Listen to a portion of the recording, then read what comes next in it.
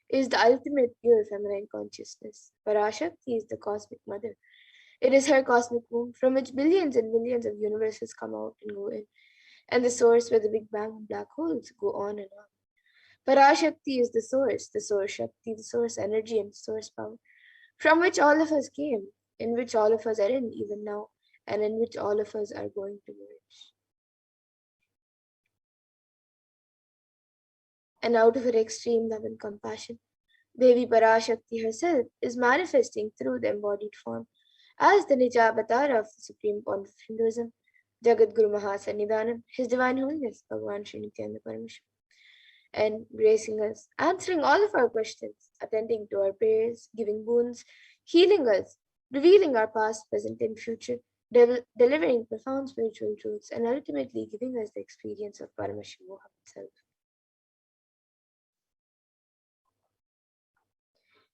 Devi Parashakti beautifully reveals manifesting as the supreme point of Hinduism, and she introduces herself.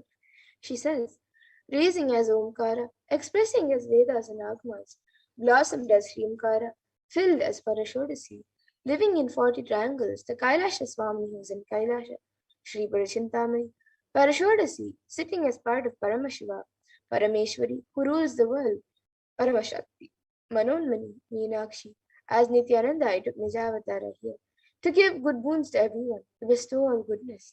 Hiranya Garbha Swarupini, Brahmanda Yoni, Shami, Chandramauli, Rapala, Aparna, Uma, Parvati, Savitri, Navayovana, Samraji Lakshmi, Parameshwari, Parashodasi, Meenakshi. Taking the form of Nithyananda, I came here as Nijavatara. With great compassion and blessing, listen people. To do good to all of you, I took the form of Nithyananda and came down as Nijavatara. And Devi Parashakti continues to say, raising in Omkara, blossoming as Shiva, Shiva manifesting as source of existence, powers of existence, expression of existence, from the oneness of Om, Prakriti and Purusha, blossoming as three Shaktis, Icha, Kriya and Jnana, growing as 4 Vedas, expanding as 5 Panchabhutas, beyond 6 chakras, filled as Gotras of 7 rishis, expanding as 8 directions, existing as 9 grahas, blossoming as 10 indriyas, being as 11 rudras, creating all the worlds, bringing life to tell and make truth blossom and to do good. Parashodasi, Meenakshi, in the form of Nithyananda, I came to bless every one of you. So now let's see how we can receive Devi Parashakti. So literally you are seeing Paramashiva and Parashakti at that moment. She is there on your screen, so you can receive her in a very traditional way. You can keep 2 beet leaves, 1 banana, 1 betel nut, and a coin in front of the screen as you watch Devi Parashakti. And those of you who might be wondering what a coin is considered as. A coin in the Hindu tradition is actually considered the traditional dakshina. And it can be the lowest value. In India, it can be just 1 paise, and in the US, it can be just a cent. Swamiji says, I'm not trying to monetize, keep even 1 cent is okay. So for 100 days, if you have darshan, it will add up to $1. In India, even 1 paise is okay. And you can offer that to Devi Parashakti. And once the darshan is over, you can do namaskar and eat the banana, the betel leaf and the betel nut, taking it as prasadam immediately. And the coins that you collect, you can send it to the Los Angeles temple for the further procedures. And this betel leaf and betel nut may actually look too small, but in a few days, you will see how much it adds. Devi Parashakti is there. You will not take the Devi darshans for granted. Rituals will break your monotonous unconscious mentality and lifestyle and remind you and raise you to the powerful cognition. It will break your unconscious behavior. And you can all see how you can set up your tambalam. So you can arrange the betel leaf, the betel nut, the banana, and the coin on a plate and keep it in front of the screen as you watch Devi Parashakti. And you can also keep a few more additional items such as flowers, kumkum, turmeric, glass bangles, and a coconut.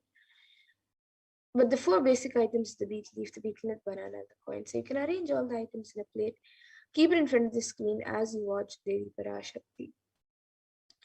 And now with that, we come to a conclusion of this segment of the program, and we will now be moving to the next segment of this program where all of us will be learning who is Devi Parashakti and how to receive Devi Parashakti in a very traditional way. We'll be learning what Devi Parashakti has revealed in the Akashic readings. So please stay tuned for the next segment of this program, where all of us will be learning about the Akashic readings, what Devi Parashakti has revealed in the Akashic readings.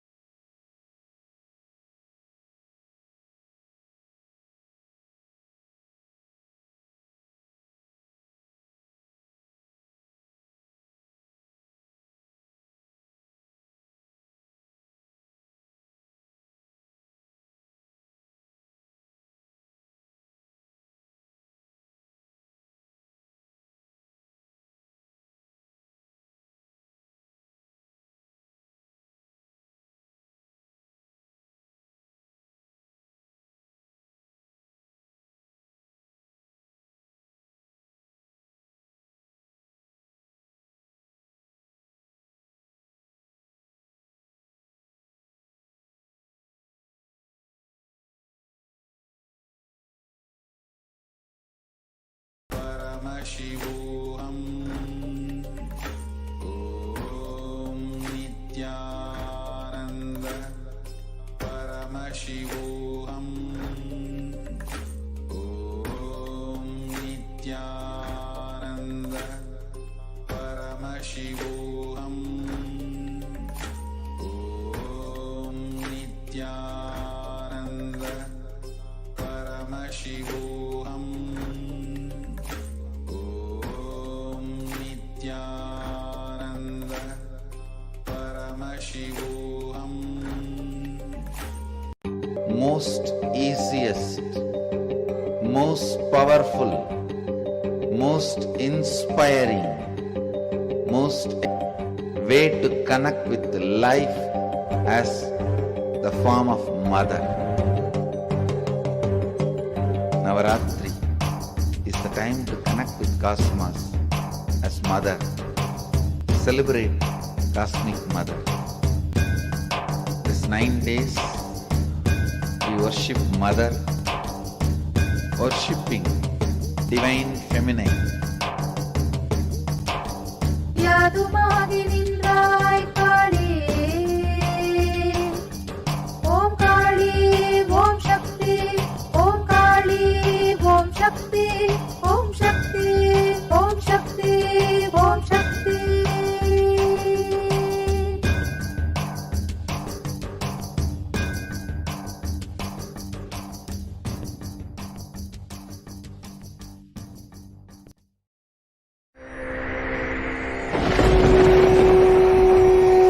The ultimate divine descends in human body and expresses its extraordinary powers and experiences playfully. Sundareshwara is the embodiment of this statement.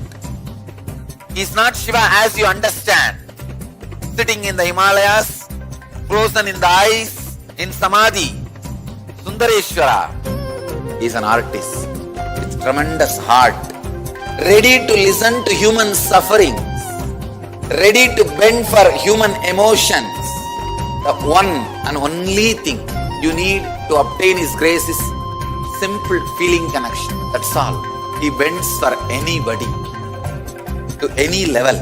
Even the word compassion is too small. He is still available. Even now, He is there.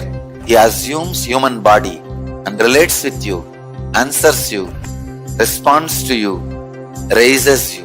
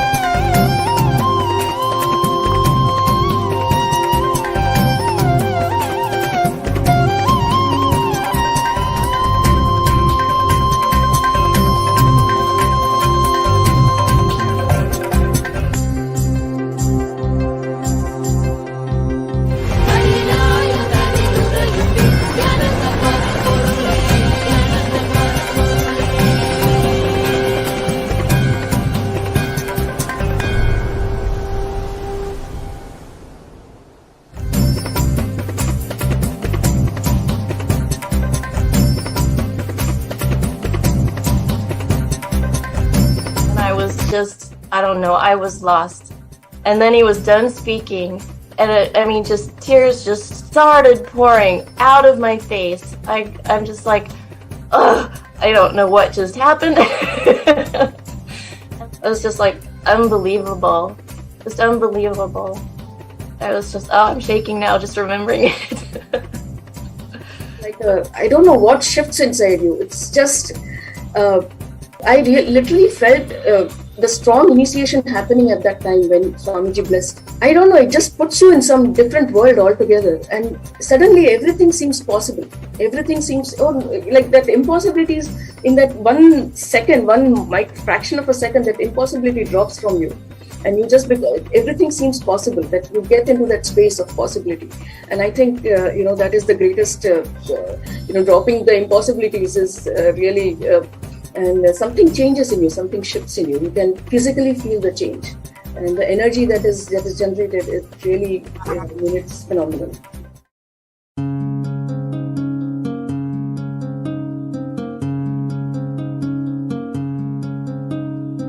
There are some gods, 9 unknown gods. The moment you call, they will be there. Venkateshwara, Balaji.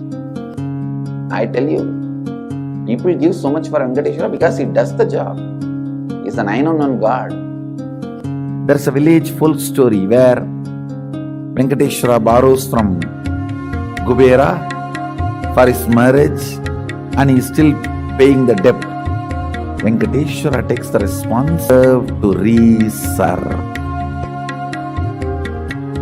This whole story, beautiful story of Venkateshwara is an amazing concept. He is making Yaksha into Lakshmi. He is making the reserve to reserve. It's an amazing truth.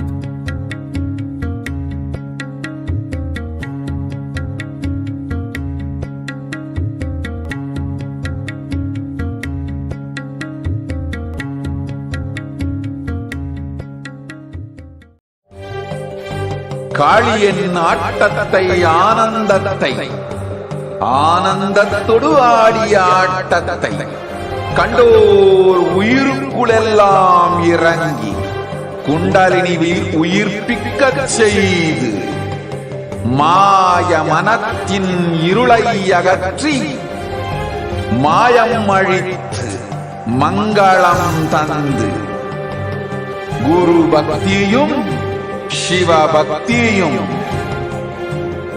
Paramasiva பக்தியும் பரமசிவ சக்தியும் அளிக்கின்றேன். மனமாயை விடுத்து குரு பதத்தை பற்றுங்கள். நித்யானந்தமாய் நிஜாவதாரமாய் வந்துதித்த என்னை பற்றி வாழ்வில் எல்லா நலமும் பெற்றிடுங்கள். ஓம் ஓம் ஓம். யாதுமாகி நின்றாய் காளி, ஓம் காளி ஓம் சக்தி, ஓம் காளி ஓம் சக்தி, ஓம் சக்தி ஓம் சக்தி ஓம் சக்தி. ஓம் ஓம் ஓம் ஓம்.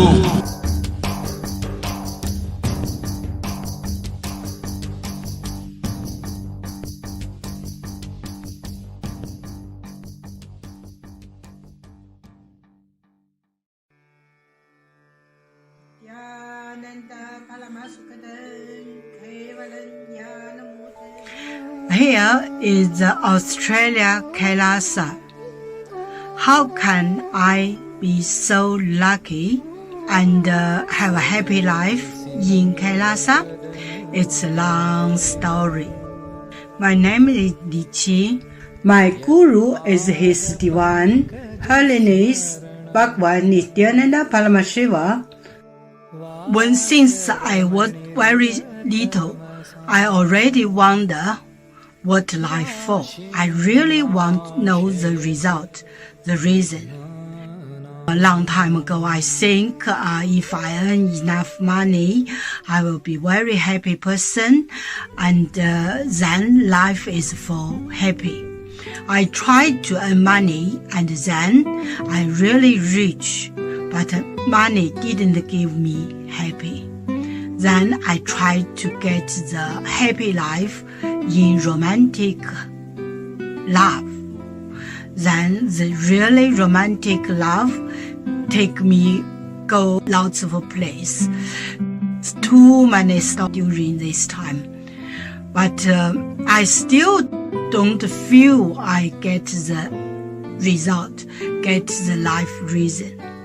Then I start study from book, from video, from religion in many different ways.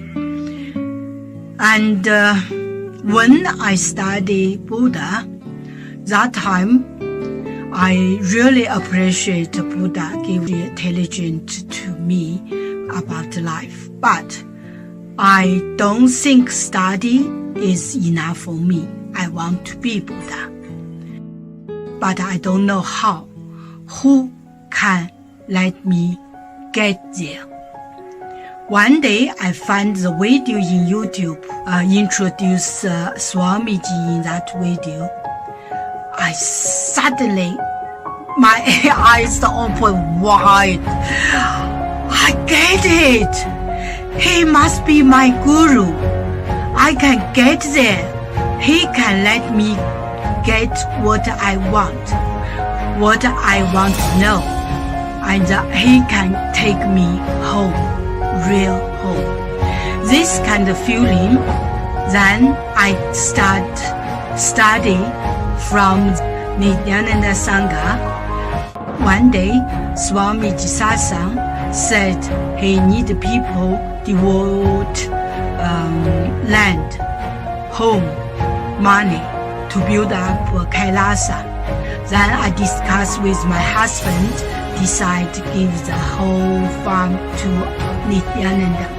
That time, because both of us believe help Swamiji means help whole world. It's a big decision, but we just discussed so short time already. Done, decide. I really appreciate my husband love me so much and believe me, trust Swamiji so much. Soon here will be big temple, Gurukul, Goshena, and library. Introduce this my story to you, just me. Don't give up any chance to be founding father of Kailasa. It's best thing you can do in your life.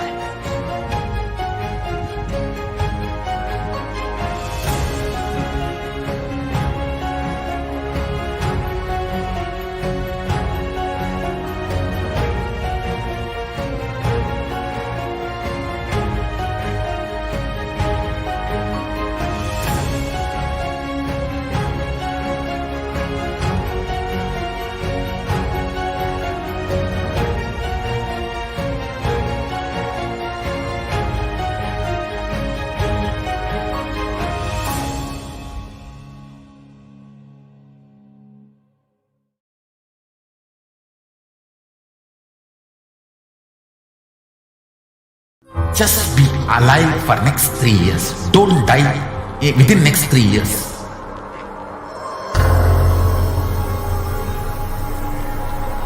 Just don't die within next 3 years. Be alive. Somehow be alive. I'm working. I will reach you somehow. Somehow I will reach you. It's my commitment to humanity.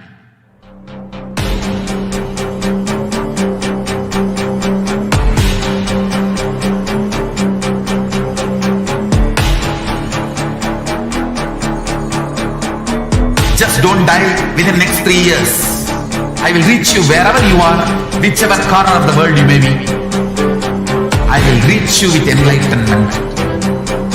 You manifesting the space, state, powers, being Paramashivoham. It is possible, and it is possible for you.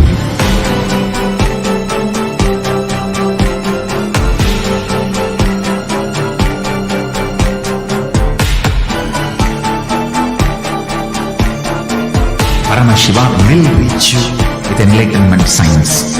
I know he is going to do the job. Just be alive for next 3 years. Nothing else.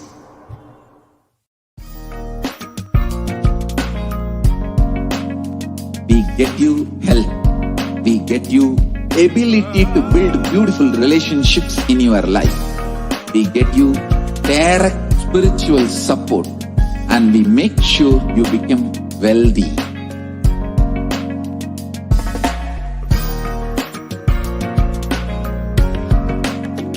We won't stop giving you just good life. We will literally not stop till you live enlightened life. Manifesting the state of Paramashiva, space of Paramashiva, powers of Paramashiva, being of Paramashiva.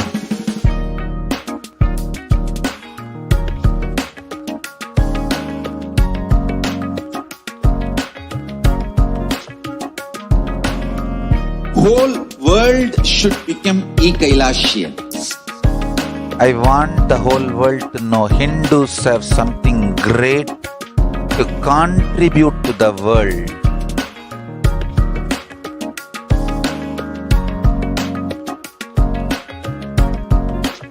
We have something great to contribute to the world. Let us do that.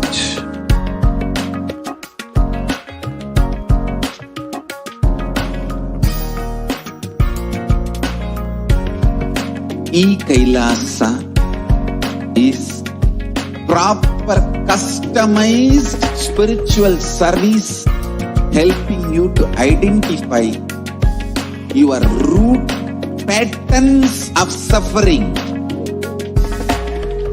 We have perfected the science of helping every individual from every cultural, religious, nationality background.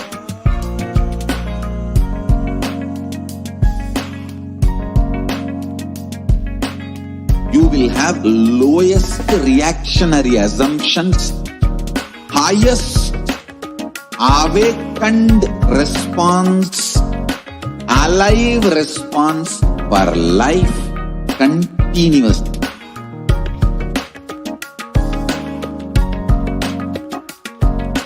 E-Kailasa is... Yes.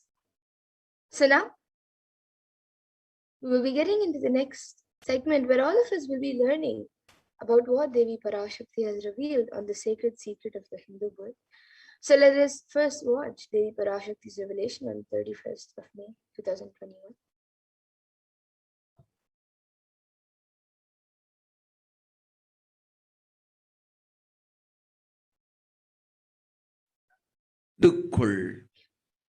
உன் கேள்விக்கு உன்மூலமா எங்கும் இருக்கும் இந்துக்கள் எல்லோர்க்கும் அளிக்கின்றேன் உத்திரம். எட்டு வாழ்ந்தால் உங்கள் வாழ்க்கை பத்திரம். நன்றாய் கேளுங்கள். பிறப்பின் ரகசியத்தை பிறப்பிலா பெருமை உடைய பரமேஸ்வரி சொல்லுகின்றேன் கேளுங்கள். அண்டஜம், யோனிஜம், ஜலஜம், பீஜம் எனும் 4 விதமான பிறவிகளில் 84,000 யோனிகளில் பிறக்கும் பிறப்புகளிலேயே பெருமை வாய்ந்ததும் உத்தமமானதும் மனித பிறவி.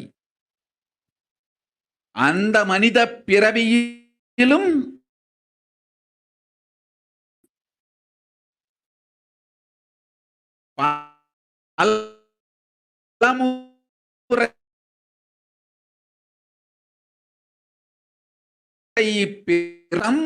காமம் எனும் ஆசைகள், துக்கங்கள், அச்சங்கள் அனைத்திலும் அழன்று உழன்று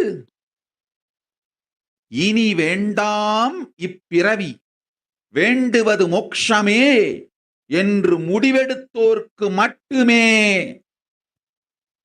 ஹிந்து மத யோனிஜம்,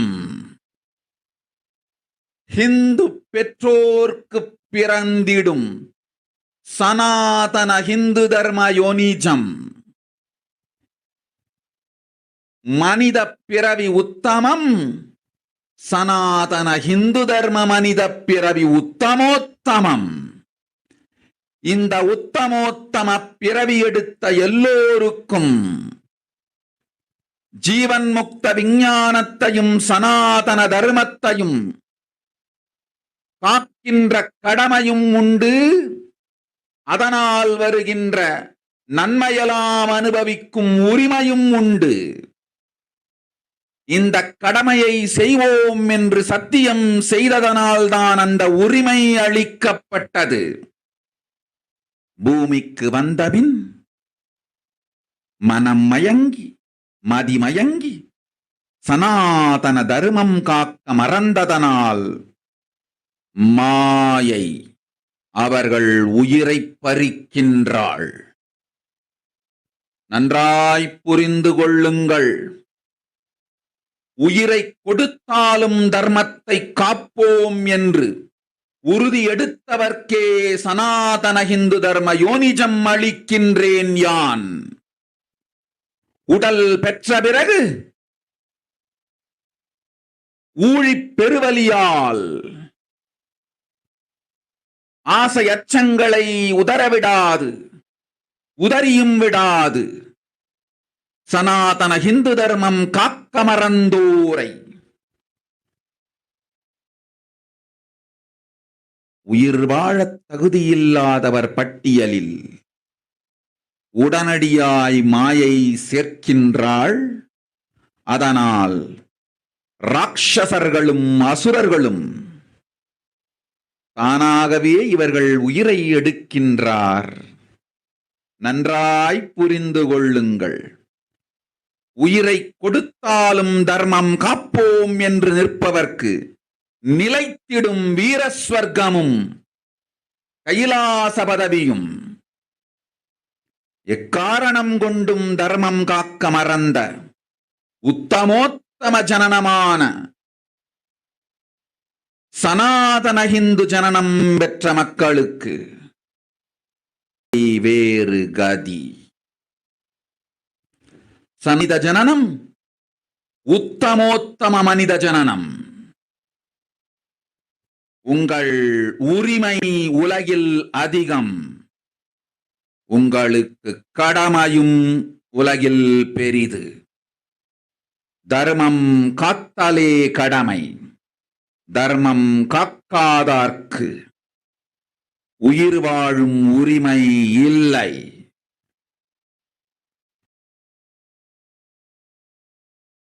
நன்றாய் புரிந்து கொள்ளுங்கள்.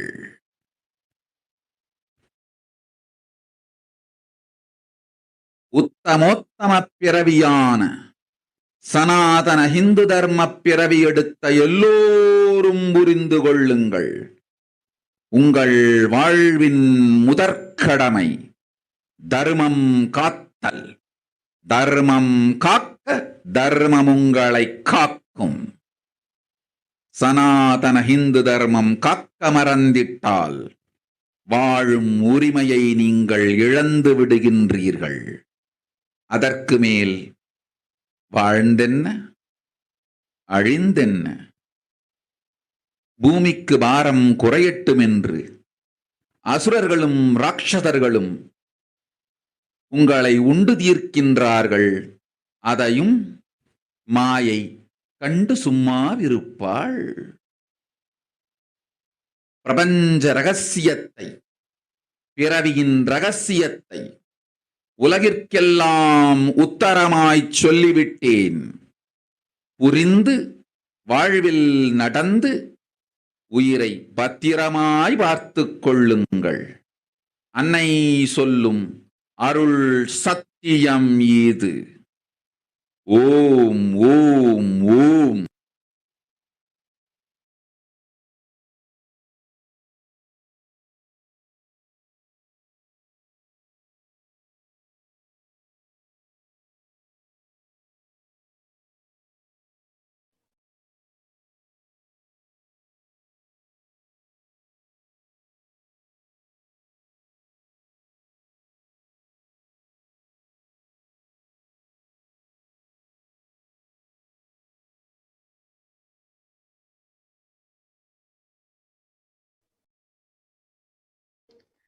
Yes. So that was what Devi Parashakti revealed on the sacred secrets of the Hindu birth on the 31st of May 2021. So let us listen to Devi's words mapped into English and let's look at the translation of what Devi revealed. She said, listen, Andajam, Yonijam, Jalajam, Bijam, like this in 4 types of births, in 84. And it continues saying that even that human birth, being born and toiled many times, after getting burnt and toiled in politics, in finance, in luxuries, in dharma, artha, and kama.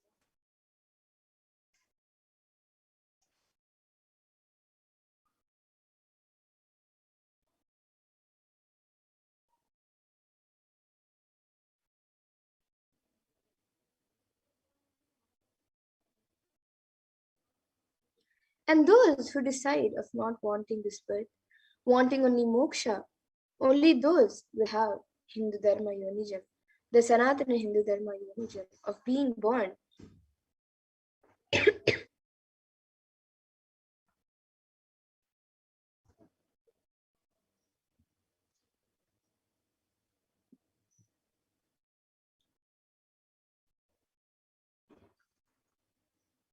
Human birth is Sanatana Hindu Dharma, human birth is Uttamottama, best of best.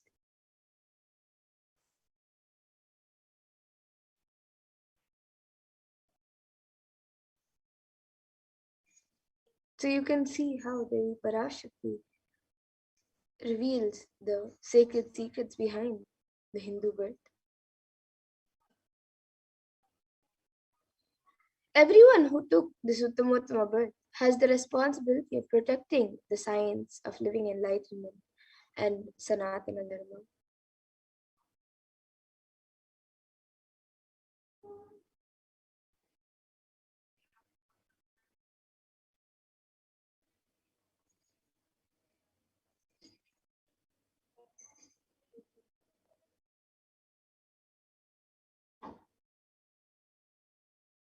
And also, they have the right of experiencing its benefits. This right was given to them because of their commitment given by them to do this responsibility.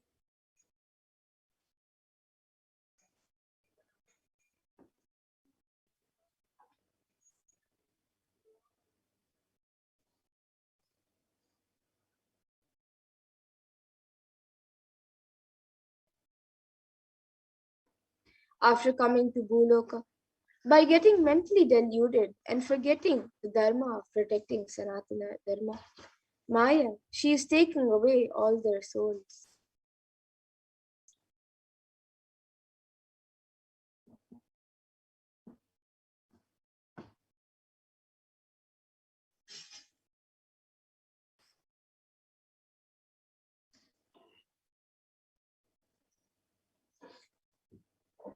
Understand carefully.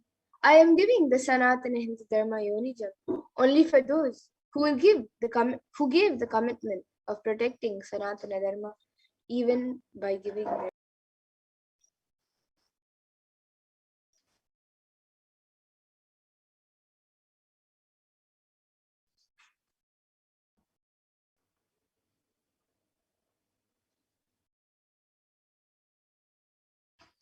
After getting the body because of painful deluge, not dropping fear and greed, for those who forgot to protect Sanatana Hindu Dharma, Maya, she will immediately add them all to the list of those who are not worthy of living.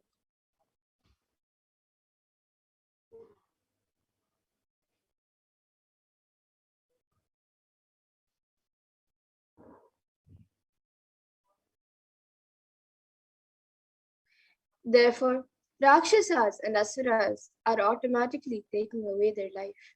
Understand properly. For those who stand that even by giving their life, they will protect Dharma, will permanently have Virasvarga and Kailasa Padavi.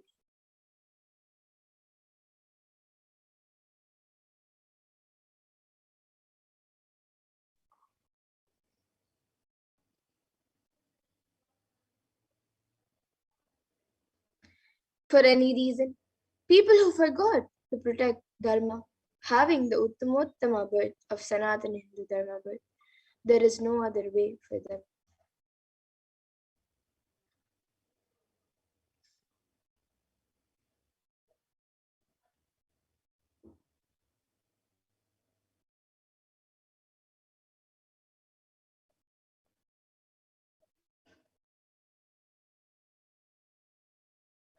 Sanatana Hindu Dharma human birth is Uttamottama human birth. Your rights in this world are immense. Also, your responsibility in this world is large. Protecting Dharma is responsibility.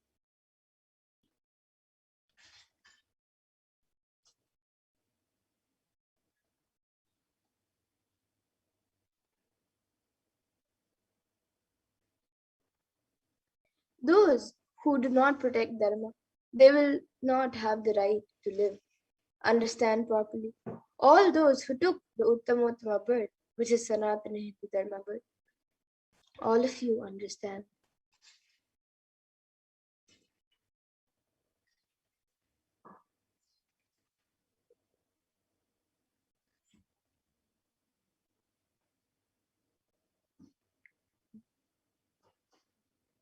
The first responsibility of your life is protecting Dharma. If you protect Dharma, Dharma will protect you. If you forget to protect Sanatana Hindu Dharma, you lose the right of living.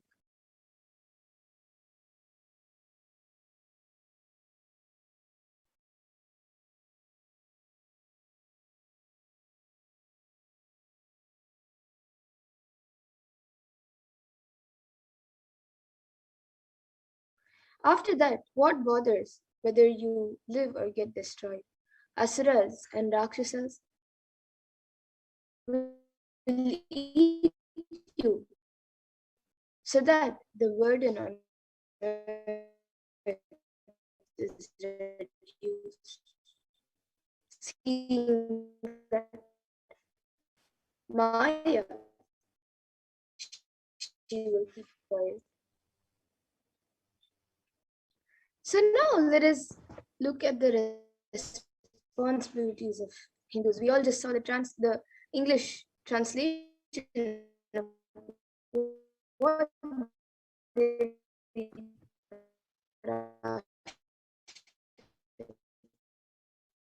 revealed on the sacred responsibility of Hindus for a Hindu nation.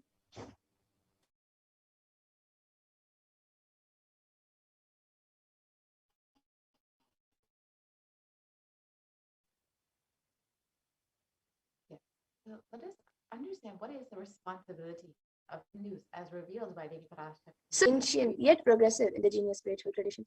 And it is an open framework model of civilizations, of a civilization that stands for global peace, vegetarianism, non-violence, yoga, worship of nature, temple-based living, then the manifestation of spiritual powers and inherent divinity of every being.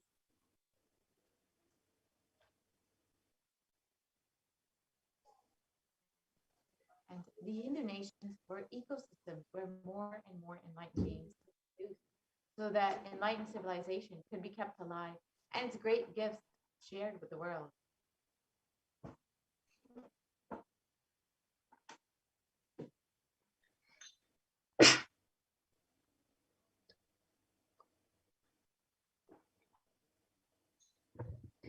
So now let us see the reference of Hindu nations from the Hindu scriptures. Let us see the scriptures which speak about the Hindu nation and the grandeur of the Hindu nation.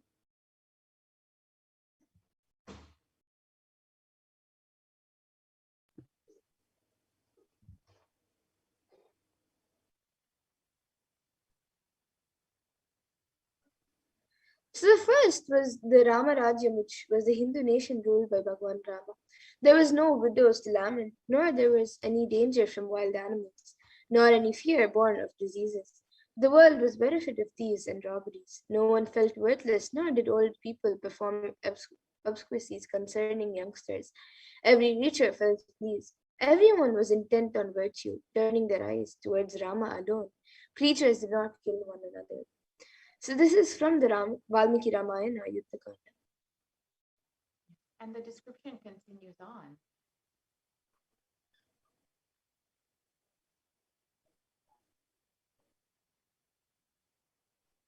People survived for thousands of years with thousands of their progeny, all free of illness and grief. The trees there were bearing flowers and fruits regularly, without any injury from pests or insects. The clouds were raining in time, delightful to the touch. Every caste performed their duties, satisfied with their own work and bereft of any greed. People were intent on virtue and lived without telling lies. All the people were endowed with excellent characteristics. All were engaged in virtue.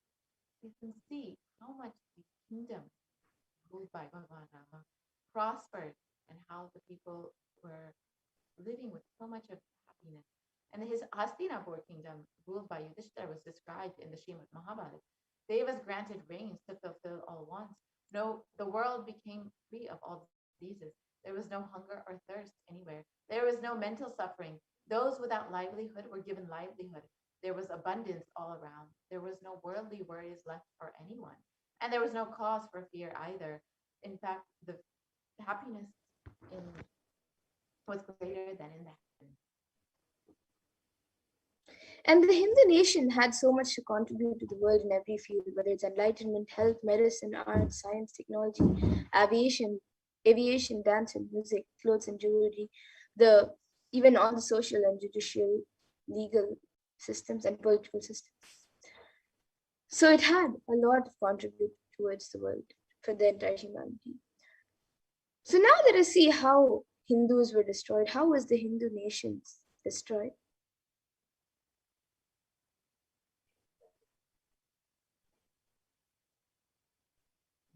Over the course of 1,000 years, Hindu nations and Hinduism have been completely destroyed, such that now we do not even have a single Hindu nation except the revival of the original Hindu nation. And the destruction of the Hindu civilization involved three phases, being the Islamic invasion in 800 and 1700 AD. This was the physical destruction of the Hindu civilization, and it's described by Will Durant, the Mohammedan conquest of India is probably the bloodiest story in history. The Islamic historians and scholars have recorded with great glee and pride these slaughters of Hindus, forced conversions of women, abduction of Hindu women and children to the slave markets, and destruction of Hindu temples carried out by the warriors of Islam over the course of 900 years.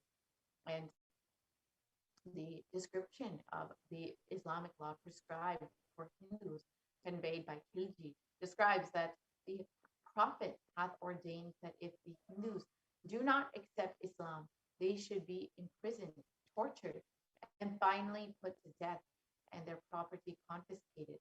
To keep Hindus in abasement is especially a religious duty because they are the most embittered enemies of the Prophet.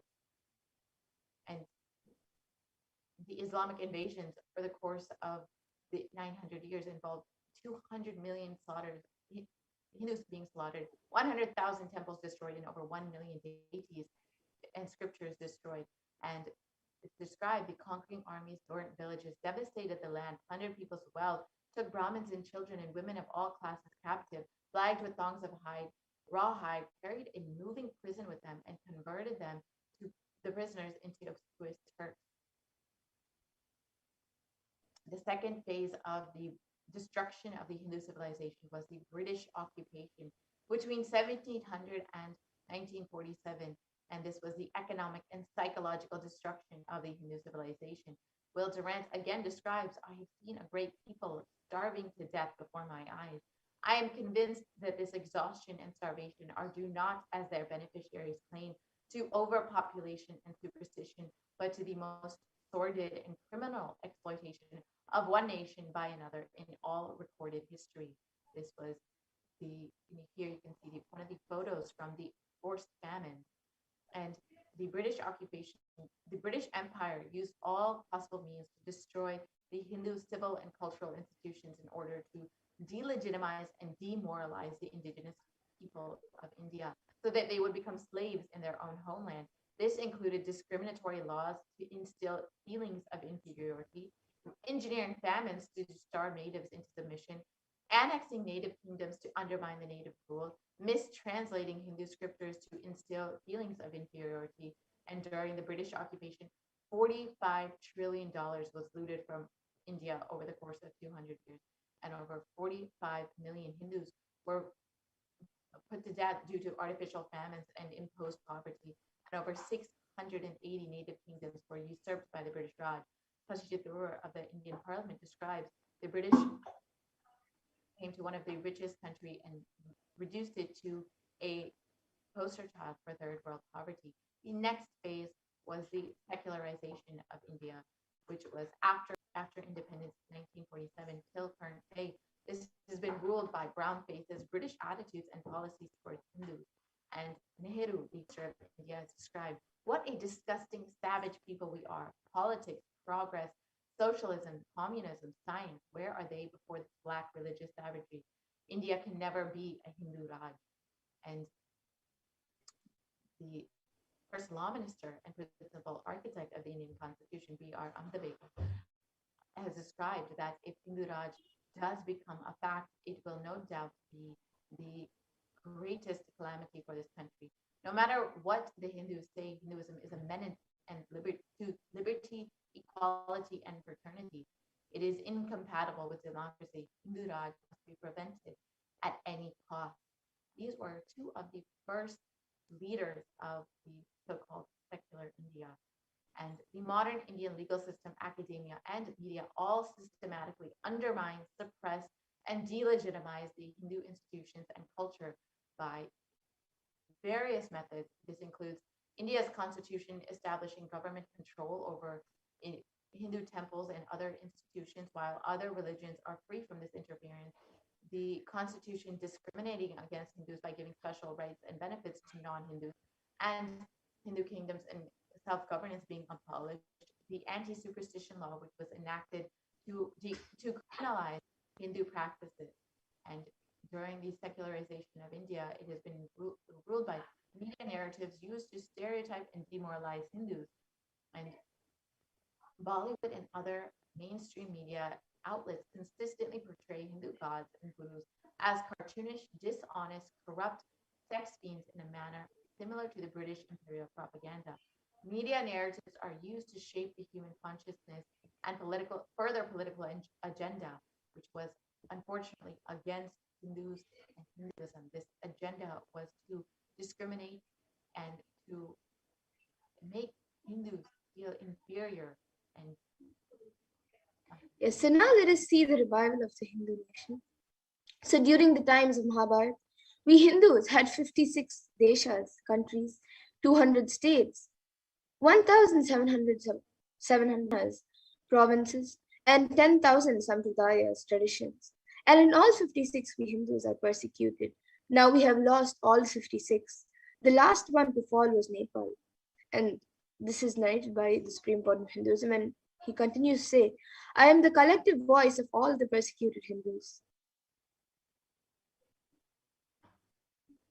I will revive and rebuild the Hindu nation built on the Vedagamic principles as a refuge for all practicing and aspiring Hindus, a safe haven for all the persecuted Hindus. This is the vision of the Hindu civilization.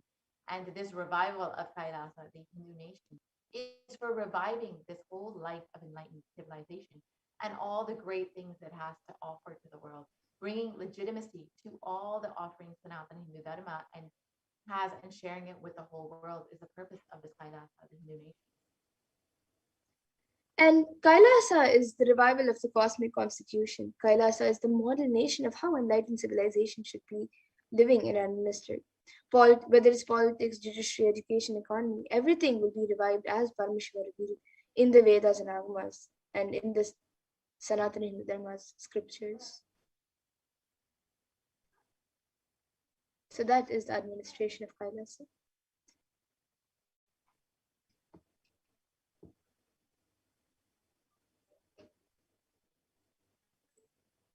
And being one of the most persecuted civilizations, Hinduism is on the brink of extinction, such that the next generation may know about Hinduism only through history books. So what can we do to stand up for the Hindu civilization and all that it has to offer to the world? And as Devi Parashakti has revealed, it is our responsibility to protect Sanatana Hindu Dharma.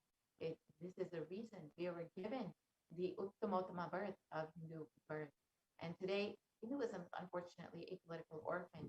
The preservation and restoration of Hinduism's spiritual and cultural heritage is impossible without a national identity. So what can we do to save Hinduism?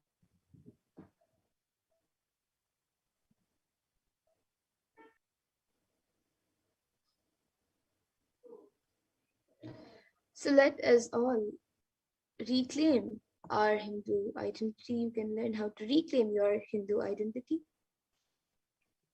As Devi Parashakti has revealed, we have been given this Hindu birth because we have taken the responsibility of protecting Sanatana Hindu Dharma and protecting this whole enlightenment science. It is our responsibility to reclaim our Hindu identity and fulfill our responsibility to protect Sanatana Hindu Dharma. And unfortunately, because of delusion, we have forgotten this responsibility. But we need to remember, Hinduism is responsible for our successful life. If you are a Hindu and you are happy, healthy, wealthy, rich, successful, respectable, have a stable family life, and have the best mental setup, you need to understand that Hinduism is responsible. The Hindu identity is responsible. The Hindu scriptures are responsible. It is the Hindu scriptures which have given us the best mental setup. All the best things that we Hindus have has come from our Hindu scriptures. And Hindus are the richest and most successful ethnic community in the world. Hindu scriptures, the Hindu lifestyle, and are responsible for this. And an article by Hindustan Times also says that Hindus are the most educated religious group in the US.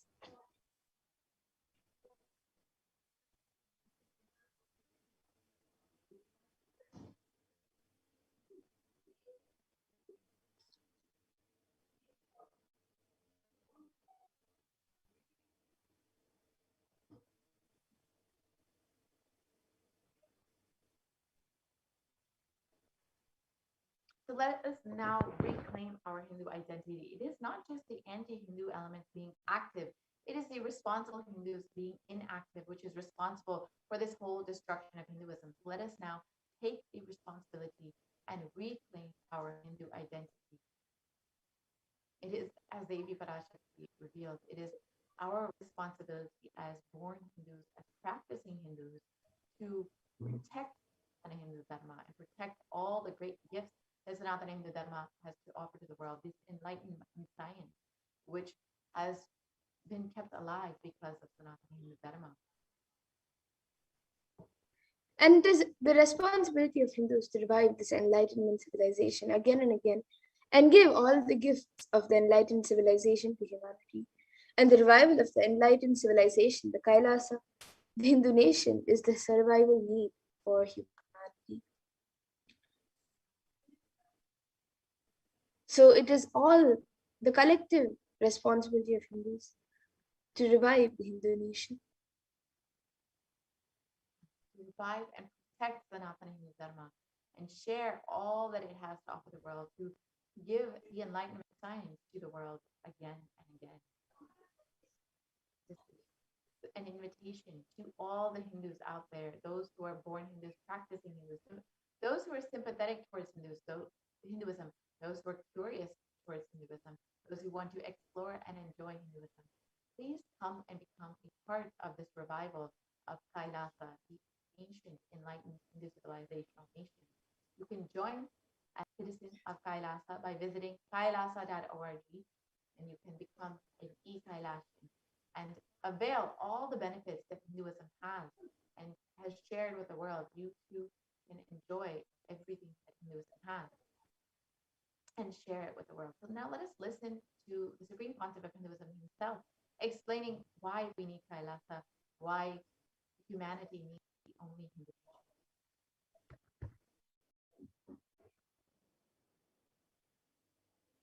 Contribution. Hinduism, Veda Agamas have great things to contribute to the world.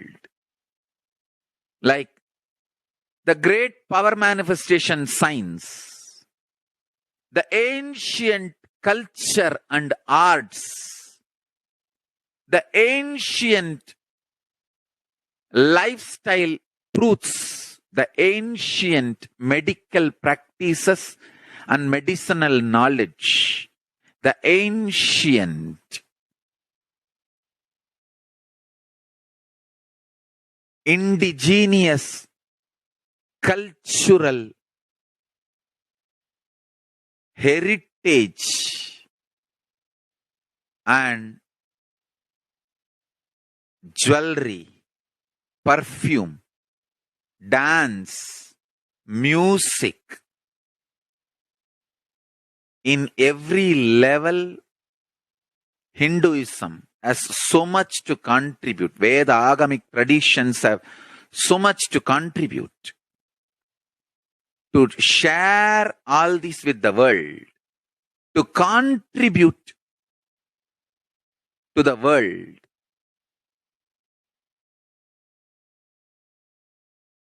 Hindus need to tell the world what they are contributing in every level.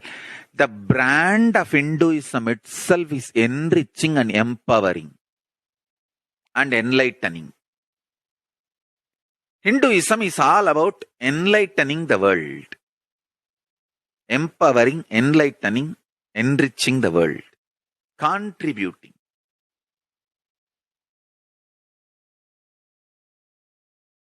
That is our spiritual life. That is our spiritual strength. That is our spiritual core principle.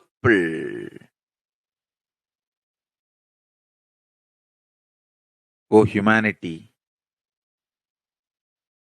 I request you with folded hands, some one corner of the world, if you just give me few hundred acres, I will keep this whole science alive.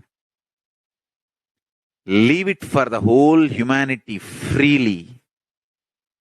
Fortunately, Paramashiva has given me the power to decode all this Hindu medicinal system, Hindu judiciary system, Hindu social law and order system, Hindu power manifestation system, Hindu mental sciences system, Hindu yogic sciences, the sciences of Hindu biology, Hindu physics, Hindu psychology, Hindu physiology, Hindu chemistry, all this Paramashiva has given me the power to decode. Whatever the remaining scriptures are available with the humanity, Paramashiva has blessed me, and I have collected, not only I have collected and organized code, this whole science can be kept alive in any one corner of the world. Just few hundred acres are given for me to live peacefully and exist peacefully. I can store this whole thing alive and contribute it to humanity. Humanity can become better and better and better. I can make the planet Earth so much better place to live. I am here to contribute, and I will continue to contribute.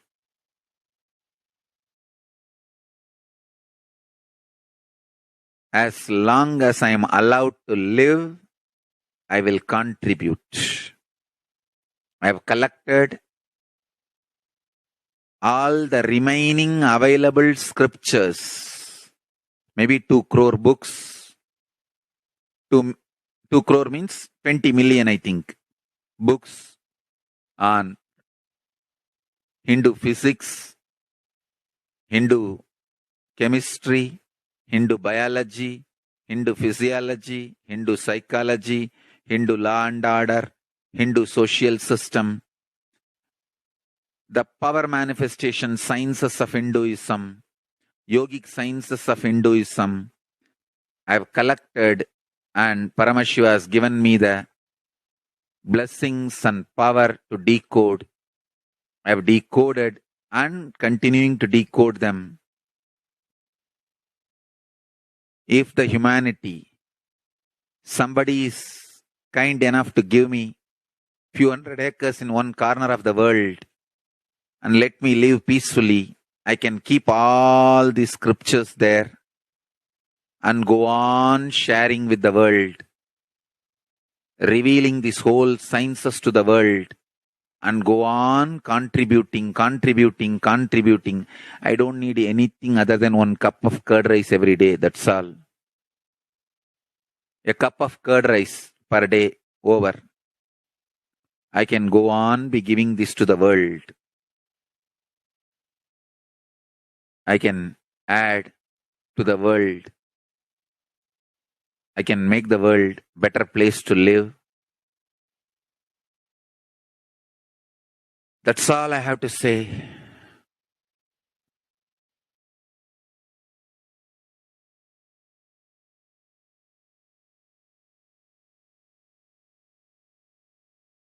Thou scribed detail in ancient Siddha and Ayurvedic scriptures. Paramashiva has given me the power to decode them, read them, and properly translate and map them to the modern day human language. And I am ready to work 20 hours a day. I just need few hundred acres where I can sit peacefully and keep this library, run a Gurukul where thousands of people can learn this and share it with the world. Understand?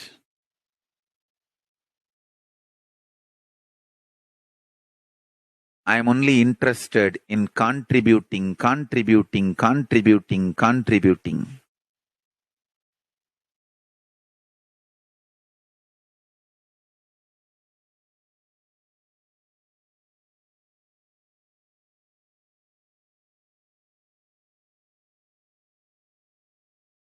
If we can decode all this great knowledge, whole world can prosper from this knowledge. Whole world can enjoy from this knowledge. If I prosper, I will only create a university. I will not create anything else. If the Hindus prosper, they will only create education institutions. Because Hinduism is all about giving, contributing. If I prosper, I'll create university, that's all. Kailasa is all about university, to decode the ancient sciences and share with the world. Understand? Every day I am sitting and going on decoding, writing notes on my books and writing details on my books. Whether it is making human beings manifest powers, and I have also now started downloading and decoding the science of making animals manifest powers. Whether making people manifest powers or healing,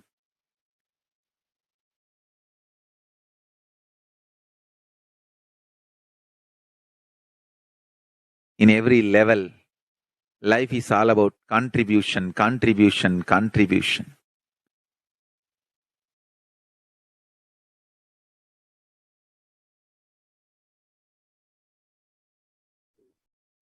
Yes. So that was a video where the Supreme Lord of Hinduism revealed the reason of why Kailasa. So we will now be moving to the next segment of this program where all of us will be learning how you can make your offerings to Devi Parashakti, how you can offer your gratitude to Devi Parashakti.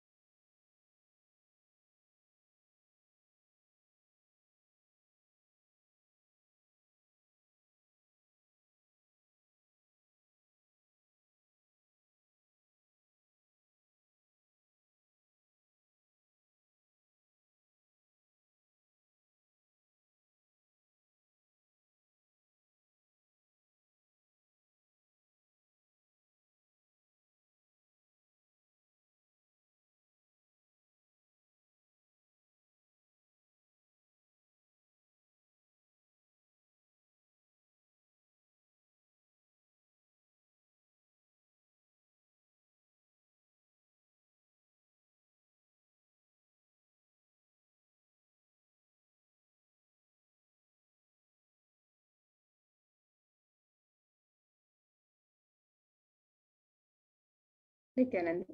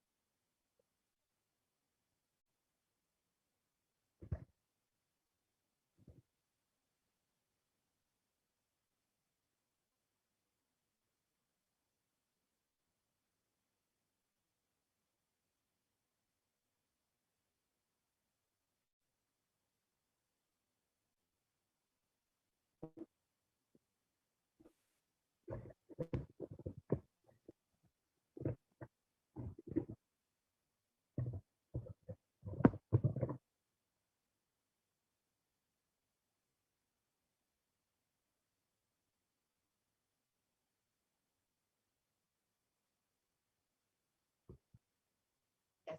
Now let us enter into this next segment and understand the various offerings that we can make to Devi Parashakti.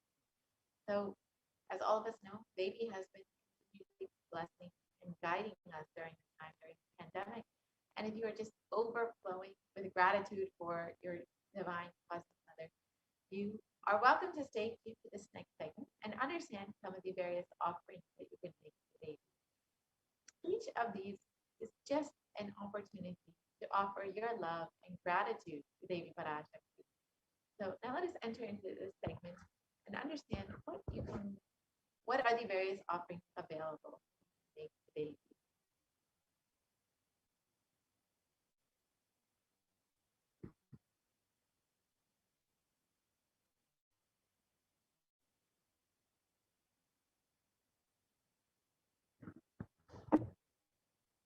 So offerings are a giving of a divine gift of pure love, devotion, and oneness. And it consists of two parts, the giving and the accepting. And only when the divine accepts what one offers, the offering becomes complete. Offerings are not made out of fear nor out of greed, but when in avatar land, the offerings are purely a part of the grand Leela laid out for the only purpose of enlightenment.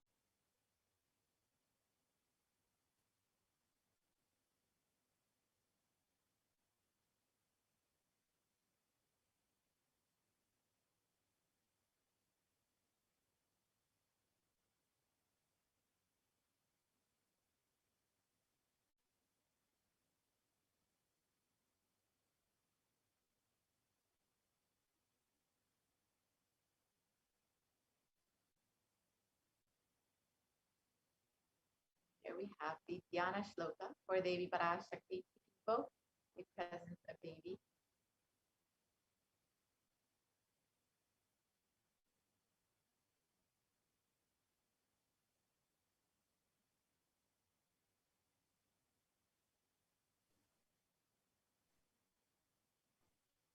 The Dhyana Shloka for Devi Parashakti describes her grace and splendor.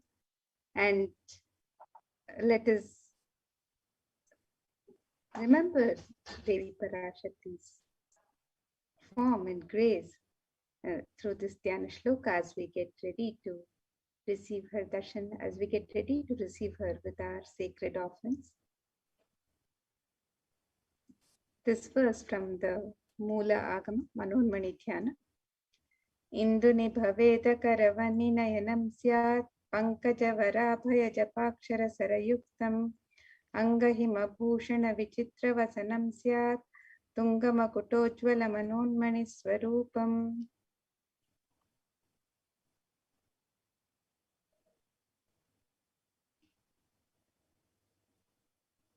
And the translation for this verse, it says, moon-like face holding the Veda books on hand, fire and eyes, with lotus flower gracing and blessing hands, and one hand with japamala, beautifully decorated with jeweled ornaments in wonderful clothes and a shining crown.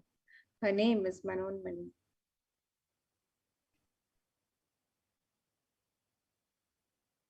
And another verse from the Manonmani Dhyana, the Mulagama, it says, Dhyayet devim trinetram shashini bhavadanam vedahastam dadhanam savye padmam varadam aparecha bhayam chakshamalam divyairabharanair vibhushita tanum brahmadi vipujitam devi meva manonmanim pratidinam kamarthadatrim shubham.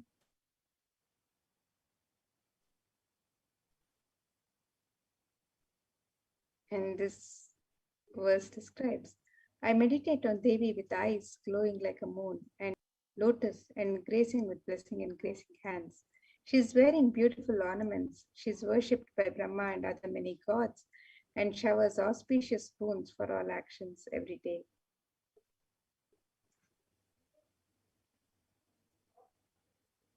And in the Hindu tradition, the various offerings to the divine is made in the sacred element of gold. So let us see the scriptural references for the significance of the divine element of gold. The Atharva Veda describes Treda jatam janmanedam hiranyam agnirekam priyatamam babhuva somasyaikyam and sitasya parapatata apamekam veda samreta ahutatte hiranyam trividastvavai vishe. The translation for this verse, it says, triply born by birth is this gold. From the atoms of Agni is one, it becomes dearest to Agni. One fell away from the Soma when it was heard. One they call the seed of virtuous and powerful Apa, the watery molecules. Let that gold be for your long life. Gold is a divine element in the Hindu tradition. It purifies anything that it touches. It is an element of great spiritual significance and spiritual power of healing and enlightening. The vibration of gold has the power to infuse sattva energy and positive thought currents in anyone who wears and anyone who sees or operates in its vicinity. Gold is present in all the scriptures in the Agamas, Vedas, Shrutis, Smritis, Itihasas, Puranas. In all the Hindu scriptures, it is abundantly displayed that gold is the most auspicious and purest metal which purifies our being. In the Hindu civilization, everything was built in gold, exchanged in gold. Ritual feasts were offered in gold bricks. When one was to be saved from life-threatening illnesses, gold was offered as a ritual fee.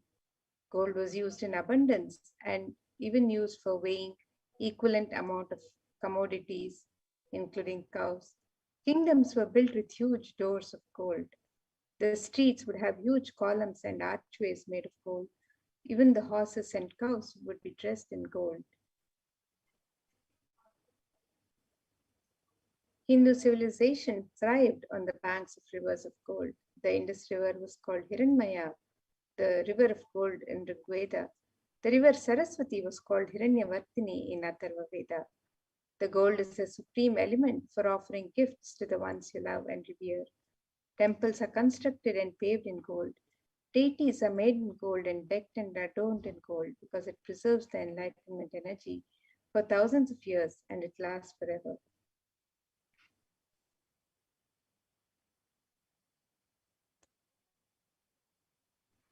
So let us now see the various traditional offerings that can be made to Devi Parashakti on the website www.kailasamailer.com/sevas. And Devi is described as the one who is fond of true devotion. This verse describes Devi's love for true devotion. It says, Bhakti Priya, Bhakti Kamya, Bhakti Vashya Bhaya Paha, Shambhavi Sharadaradhya Sharvani Sharmadaini. The translation for this verse, it says, Devi is fond of true devotion and is realized through true devotion. She can be won over through true devotion and she removes all fear. If there's any fear in the minds of devotees, Devi is sure to remove that fear. It is stated that Devi likes to be worshipped in autumn. Here it is meant the autumn of our lives, when thoughts turn more and more inwards. The role of the divine is known and understood clearly, and the need for Devi worship becomes stronger. Shambhavi is the consort of Shambhu, who's Lord Shiva. Sharadaradhya is the one who is worshipped by Devi Sharada herself, Devi Saraswati. Sharvani is the wife of Lord Shiva. Linga Purana describes Lord Shiva as Sharva in his earth form. Sharmadaini is the Devi who bestows happiness on devotees. And your offerings of gratitude, love, and devotion, Devi Parashakti, through the offerings of the Hundi, just as you would make the offering in the Hundi in any time, the Kanika, when we will visit the temple to receive the darshan of the divine. So you can make the e-Hundi offerings as you get ready to receive Devi Parashakti's blessings today. And the website is www.kailasamailer.com/sevas. The e-Hundi offerings can be made in multiple currencies and in any amount that you would wish to offer.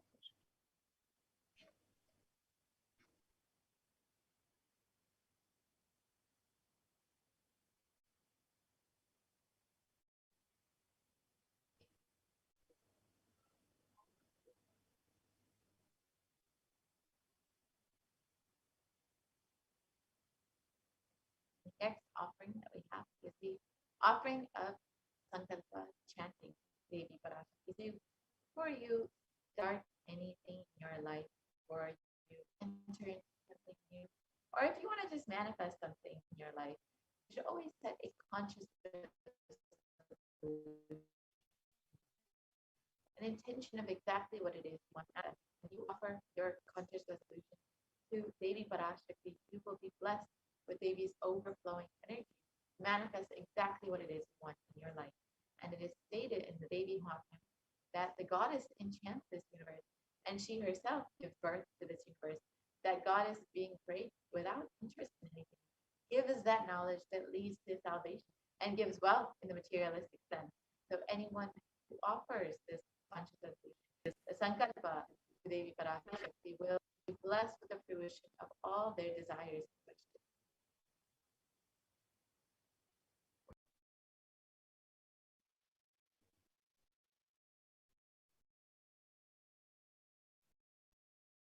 The next offering to Devi Parashakti is the offering of the Sahasranama Swarnakas.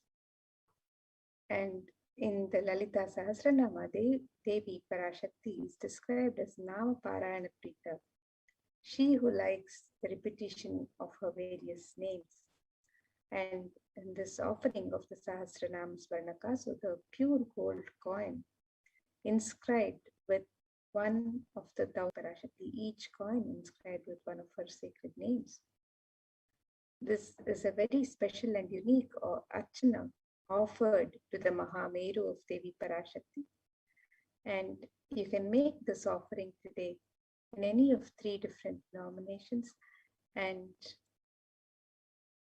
you can offer any number of coins as you would like.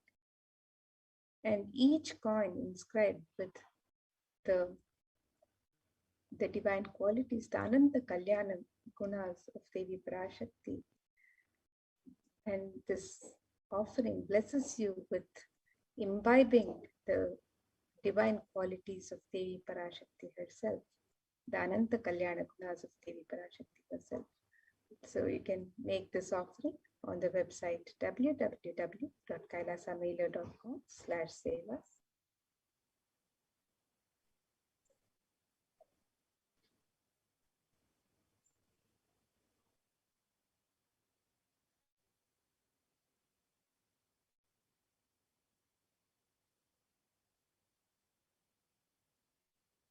The next offering is the Mukta or Mukti finger ring with a pearl. And the pearl, Devi Parashakti is known to be adorned in pearls and very fond of pearls. And the pearl, of course, represents the compassion of Devi. And in this verse, it states, I bow to the goddess Meenakshi, whose crown is garland of pearls, and the face shining like a full moon, who wears anklets that are studded with gemstones and has small bells, who is shining like the splendor of the lotus, who grants all the wishes, the daughter of the mountain, who is worshipped by goddesses Mani and Brahma. I remain ever bowing to the goddess Meenakshi, the ocean of compassion. So you can offer this finger ring with a pearl and be blessed with Devi's overflowing compassion and love in all of your business endeavors.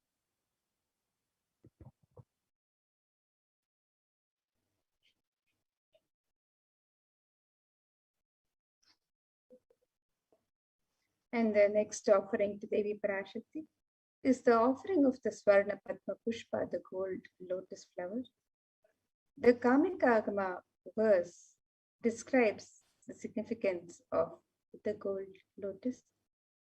This verse says, Ashtavidyeshwaropeta Kumbhavarana Samyutam Sarve Sasutra Vastradhya Hema Pankaja Bhushitaha Satcha Kurachascha Pakva Bilva Palaprabha Snapanadhyaya Samsiddha Pramanena Samanvitaha.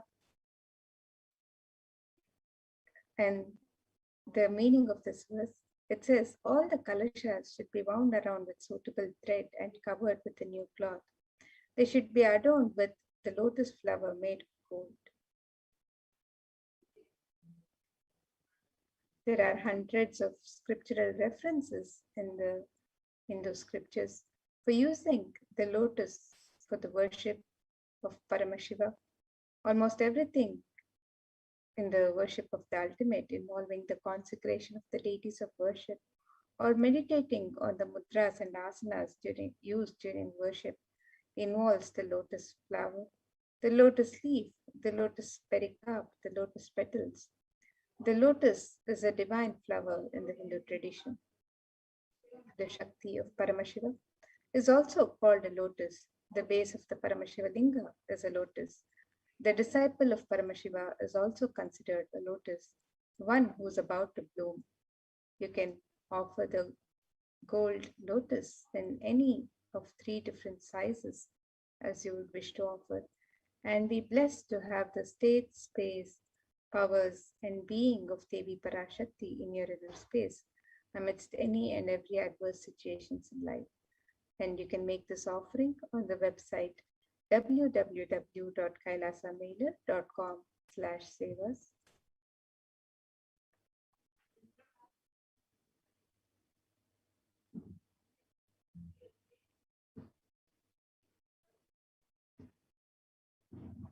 And the next offering to Devi Parashakti is the offering of the Swarna Metti, the gold toe ring.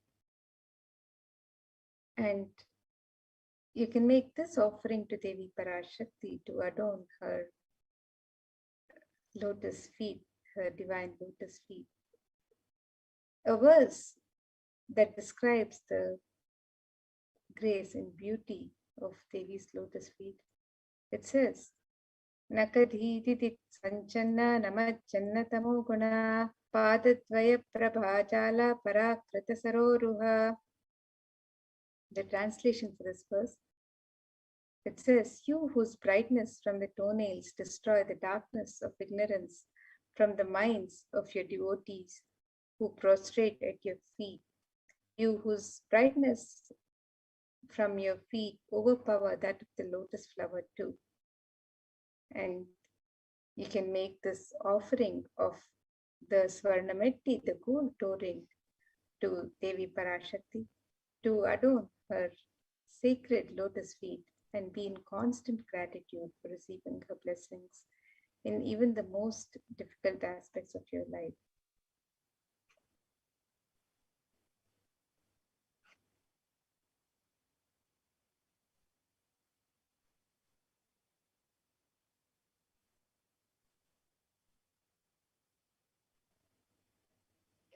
So you can offer this toe ring to Devi Parashakti to adorn her feet.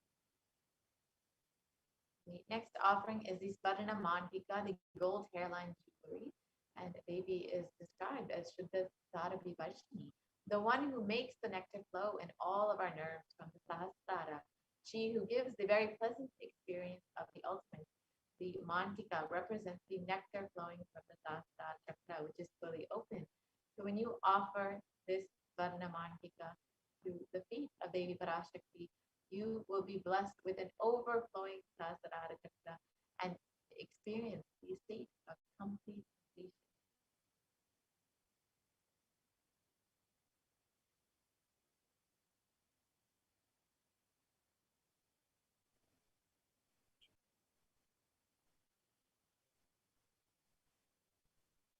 And the next offering to Devi Parashakti is the offering of the Pratyaksha Pada Puja.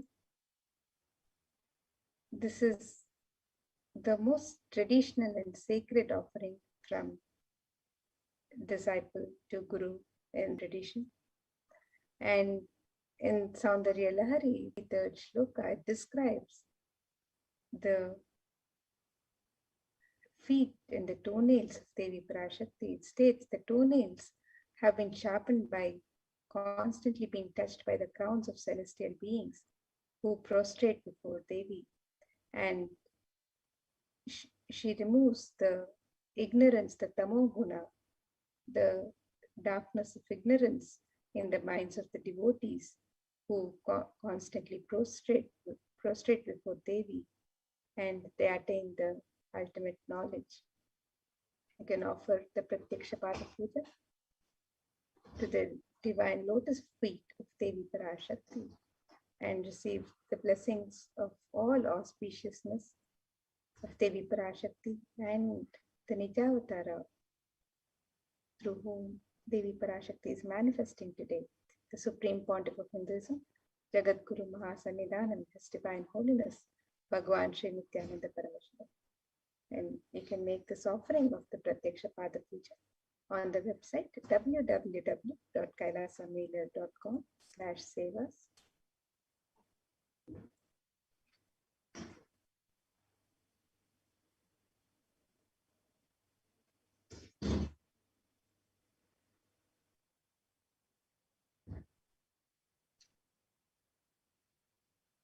The next offering that we have is the Vastra Seva, the offering of clothing during the Pada Puja to the feet of Swamiji. And you can offer the Vastra Seva to Swamiji, who is manifesting Devi Parashakti, and be blessed with the protection, full protection from both Swamiji and Devi on your path to enlightenment. And be blessed with all auspicious things in your life.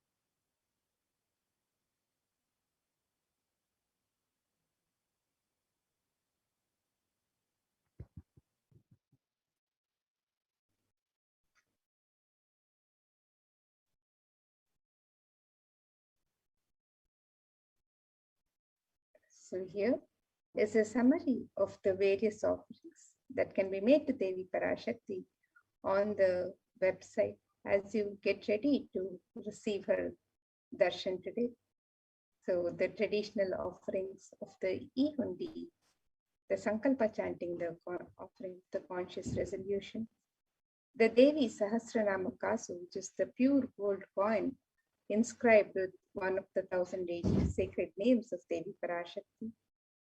The Mukta Anguti, the gold ring embedded with pearl. The Swarna Padma Pushpa, the gold lotus flower. The Swarna Metti, the gold toe ring to adorn the lotus feet of Devi Parashakti. The gold hairline jewelry, scepter from the Sahasrara. And the offering of the Pratyaksha Pada Puja and the Vastra Seva, the sacred cloth offering. All of these sevas and offerings of gratitude, the traditional offerings of gratitude, love, and devotion can be made to Devi Parashakti as we get ready to receive her darshan today. We can make all of these traditional offerings on the website www.kailasamailer.com/sevas.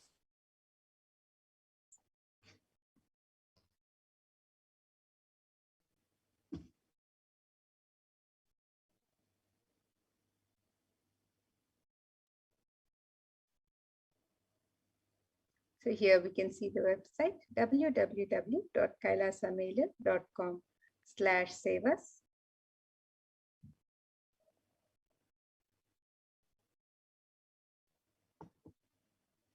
And you can make the offering of the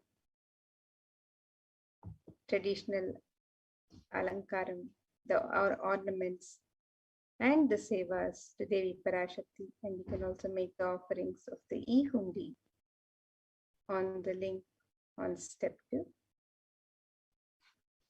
So the e-hundi offerings can be made in multiple currencies: the US dollar, the Australian dollar, the New Zealand dollar, the Canadian dollar, the euro, the Indian rupees, the Singaporean dollar, the Malaysian ringgit, the Great Britain pound, and the Chinese yen. And you can make these offerings in any amount as you would wish to offer. And it is your token of gratitude, your expression of the sacred sentiments that you would like to offer to Devi Parashakti today. And if you'd like to make a traditional offering of any of the items of Alankar, the ornaments and items of worship, or if you'd like to offer any sevas, you can also offer these on the website. You can make the offerings of the Devi Sahasranama Kasu, the Mukta Anguti, the gold finger ring with a pearl, the Swarna Padma Pushpa, the Swarna Metti, the Swarna Mangtika, the Pratyaksha Pada Puja, the Vastra Seva. All of the traditional offerings can be made on the website www.kailasamailer.com/sevas. And again, here you have the website www.kailasamailer.com/sevas. And you can also make an intention to make an offering if you would like to make an intention and receive the blessings of Devi Parashakti. To manifest your intention into reality, you can submit the form on step 1 to receive blessings to manifest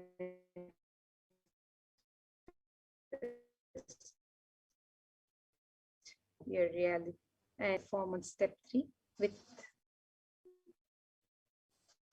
your name and the names of your family members, your prayer, your sankalpa to Devi Parashakti, and receive the blessings of Devi Parashakti. Because when the puja and archanas are offered to Devi Parashakti.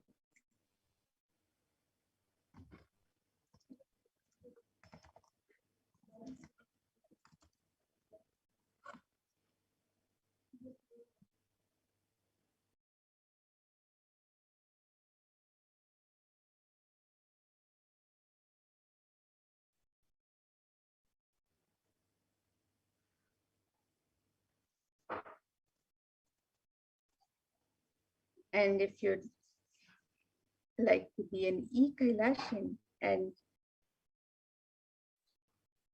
post your messages, your sacred sentiments, your prayers to Devi Parashakti, to the Supreme Pontiff of Hinduism, as you receive the live darshan, you can also join as a member on the YouTube channel. Become an e-Kailashian, show your support for Kailasha by becoming an e-Kailashian, and also post on the YouTube live chat your messages to Devi Parashakti, your prayers, your messages of gratitude and devotion. You can post on the live chat, on the YouTube live chat, on the channel, Kailasa's HDH Nithyananda YouTube channel. So you can join now as a member to receive the darshan and blessings and show your support for Kailasa. And if you'd like to be notified of all the live events and happenings and notifications of when new videos are uploaded, you can also click on the subscribe button on the channel. So there are many ways that you can be part of this, part of e-Kailasa, and also express your love and devotion to Devi Parashakti. And as you get ready to receive her darshan today, you can also make the traditional offerings. It is the tradition in Hinduism that whenever we receive the darshan of the divine, when we visit the temple, when we go to receive the darshan of the divine, we always make some offering of our sacred sentiments at the feet of the divine. It is said that we can never go empty-handed when we go to the temple to have the darshan of the divine, when we go to visit a guru, when we go to receive the darshan of the guru or the divine. It is the tradition that we do not go empty-handed. We take just a little something. It could be just a coin, just a small offering, but it is the expression of our love and devotion. It is the sacred sentiments of the devotee to the divine. So you can make all of your offerings, the traditional offerings. You can express your sacred sentiments through the various offerings on the website www.kailasamula.com/sevas. And with this, now we'll get ready for the next segments of this program as we learn more about the various facilities being made available for the well-being of humanity as guided by the Supreme Pontiff of Hinduism himself, for the care and well-being of humanity through the various de facto spiritual embassies of Kailasa during this time of the pandemic. So let us get ready for the next segments and get ready to receive the darshan of Devi Parashakti.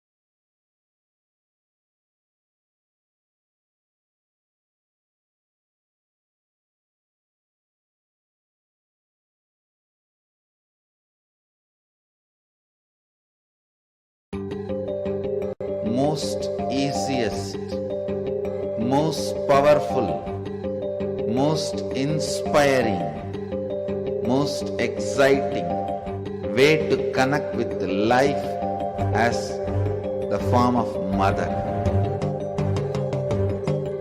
Navaratri is the time to connect with Cosmos as mother. Celebrate Cosmic Mother. This 9 days we worship Mother, worshipping Divine Feminine. यादुमागि निंद्राय काली ओम काली ओम शक्ति ओम काली ओम शक्ति ओम शक्ति ओम शक्ति ओम शक्ति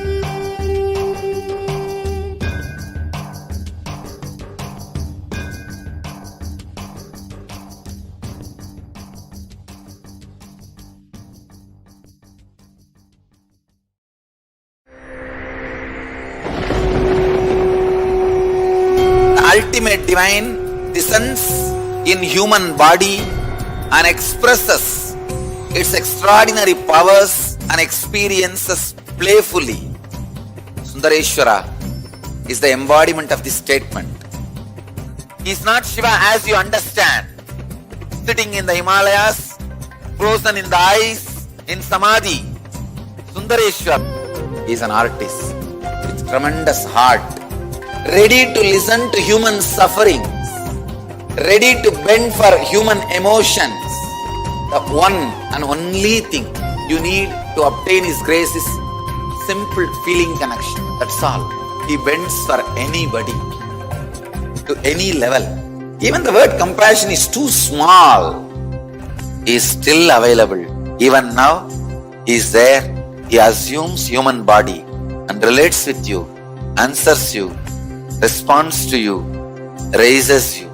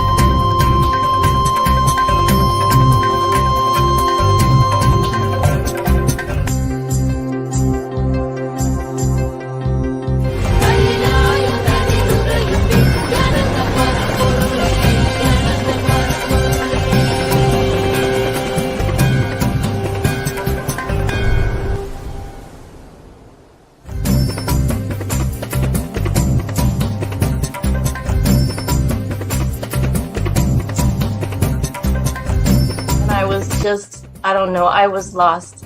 And then he was done speaking, and just tears just started pouring out of my face. I'm just like, ugh, I don't know what just happened. It was just like unbelievable, just unbelievable. I was just, I'm shaking now just remembering it.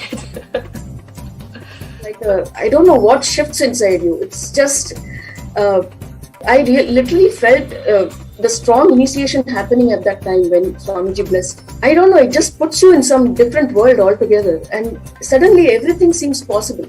Everything seems, like that impossibilities in that 1 second, fraction of a second, that impossibility drops from you. And you just, everything seems possible, that you get into that space of possibility. And I think, that is the greatest, dropping the impossibilities is really, and something changes in you, something shifts in you. You can physically feel the change. And the energy that is generated, it really, it's phenomenal.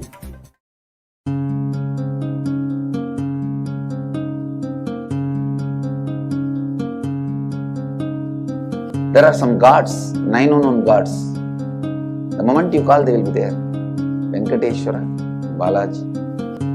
I tell you, people give so much for Venkateshwara because he does the job. He is a 9 unknown god. There is a village folk story where Venkateshwara borrows from Kubera and he is still paying the debt. Venkateshwara takes the responsibility of reserved to reserve. This whole story, beautiful story of Venkateshwara, is an amazing concept. He is making Yaksha into Lakshmi. He is making the reserve to reserve. It's an amazing truth.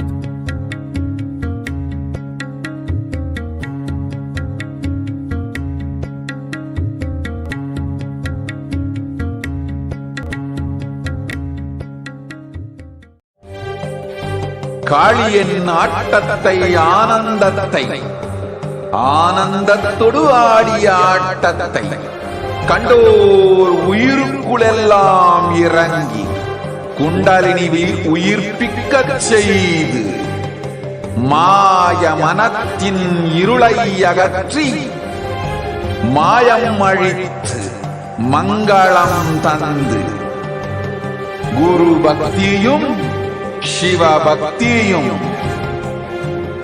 Paramasiva பக்தியும் பரமசிவ சக்தியும் அளிக்கின்றேன். மனமாயை விடுத்து குரு பதத்தை பற்றுங்கள். நித்யானந்தமாய் நிஜாவதாரமாய் வந்துதித்த என்னை பற்றி வாழ்வில் எல்லா நலமும் பெற்றிடுங்கள். ஓம் ஓம் ஓம்.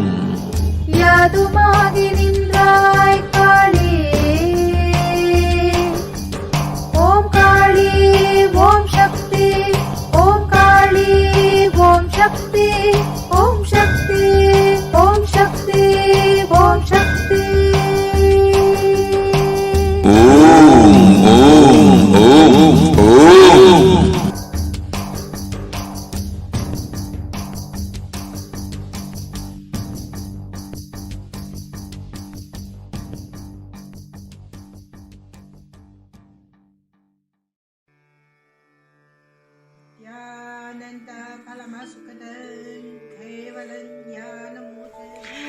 Here is the Australia Kailasa. How can I be so lucky and have a happy life in Kailasa? It's a long story. My name is Li Qi. My guru is His Divine Holiness Bhagwan Nithyananda Paramashivam. Since I was very little, I already wonder what life for. I really want to know the result, the reason. A long time ago, I think if I earn enough money, I will be very happy person, and then life is for happy. I tried to earn money, and then I'm really rich, but money didn't give me happy. Then I tried to get the happy life in romantic love. Then the really romantic love take me go lots of place. Too many stories during this time. But I still don't feel I get the result, get the life reason. Then I start study from book, from video, from religion in many different ways. And when I study Buddha, that time I really appreciate Buddha gives so much intelligence to me about life. But I don't think study is enough for me. I want to be Buddha. But I don't know how. Who can let me get there? One day I found the video in YouTube, introduce Swamiji in that video. I suddenly, my eyes open wide. I get it. He must be my guru. I can get there. He can let me get what I want to know, and he can take me home, real home. This kind of feeling Then I study from Nithyananda Sangha. One day, Swami Jisasang said he need people devote land, home, money to build up Kailasa. Then I discussed with my husband, decide to give the whole farm to Nithyananda. That time, because both of us believe Niti means help whole world. It's a big decision, but we just discussed so short time already. Decide. I really appreciate my husband love me so much and believe me, trust Swami so much. Soon here will be big temple, Gurukul, Goshena, and library. Introduce this my story to you. Don't give up any chance to be founding father of Kailasa. It's the best thing you can do in your life.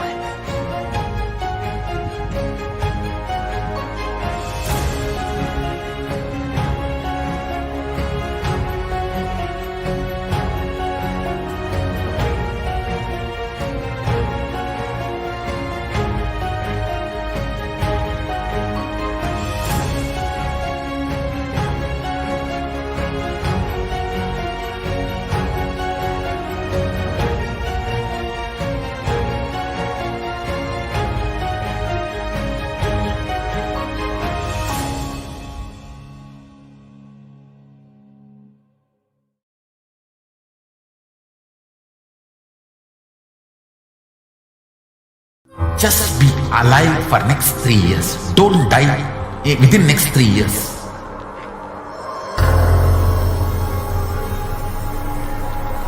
Just don't die within next 3 years. Be alive. Somehow be alive. I'm working sincerely. I will reach you somehow. Somehow I will reach you. It's my commitment to humanity.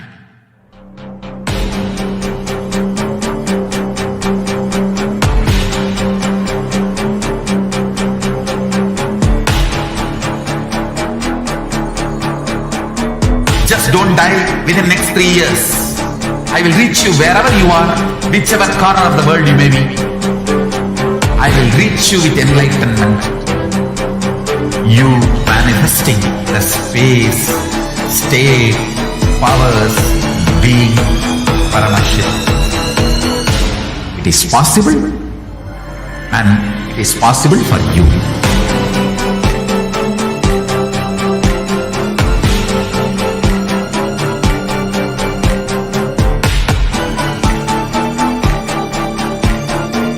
Paramashivoham will reach you with enlightenment science. I know he is going to do the job. Just be alive for next 3 years. Nothing else.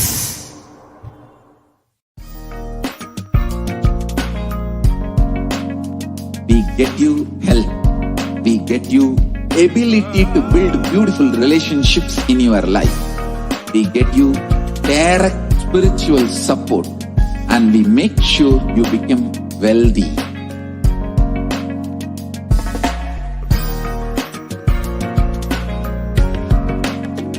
We won't stop giving you just good life. We will literally not stop till you live enlightened life. Manifesting the state of Paramashiva, space of Paramashiva, powers of Paramashiva, being of Paramashiva.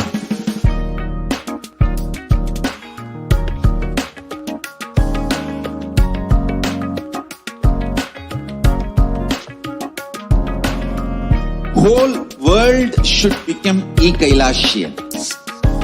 I want the whole world to know Hindus have something great to contribute to the world.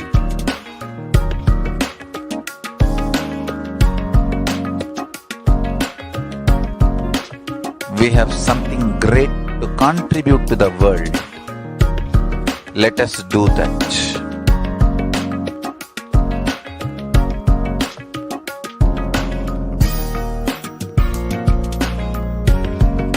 E-Kailasa is proper customized spiritual service helping you to identify your root patterns of suffering. We have perfected the science of helping every individual from every cultural, religious, nationality background.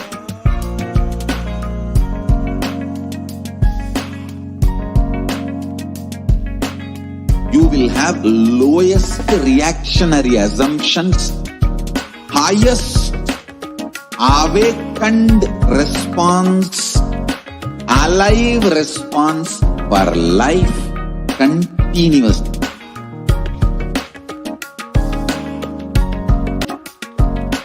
E-Kailasa is enlightenment ecosystem, literally enlightenment itself in your own home, wherever you are. Proper customized spiritual service helping you to complete with your life negativity, withdrawal from life, self-hatred, self-denial, self-doubt, so much of tiredness, laziness. We can support you aligning your diet, your attitude, your aptitude, your understanding about life. We can help you with everything.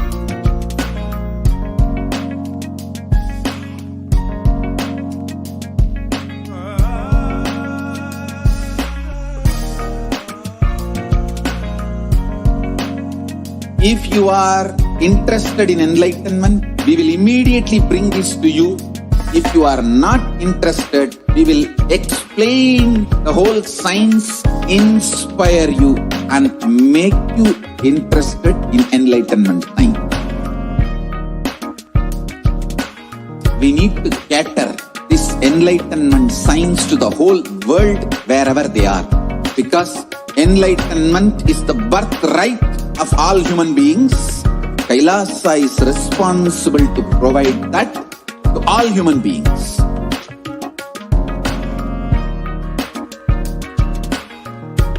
Kailasa is the totality of the knowledge I received from my gurus and practice manifested in my life, perfected by teaching millions of people from all cultures, time zones, backgrounds, genders, nationality, race, from every creed.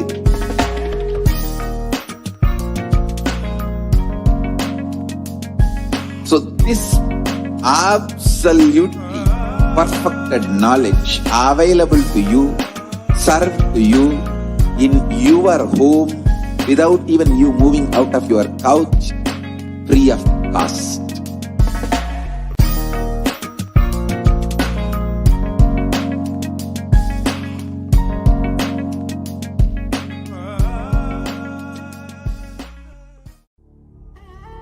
What I mean by the word E-Kailasa, listen intensely. Enlightenment ecosystem, literally enlightenment itself in your own home, wherever you are. If you cannot come to Kailasa, it's okay. Kailasa can come to you.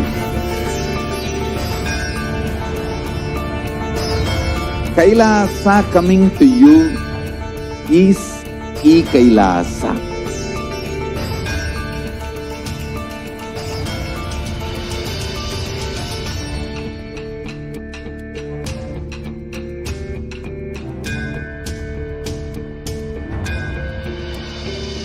I will revive Hinduism.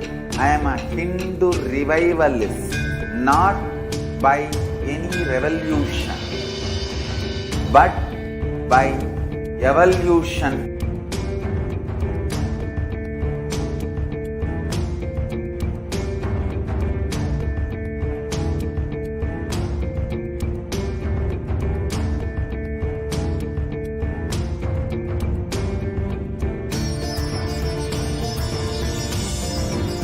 and setting model communities.